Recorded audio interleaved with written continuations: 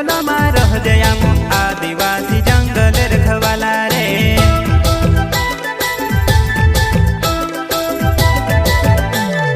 चल जंगल जमीन काजे पूजे रे आदिवासी दुनिया ने रखवाला रे।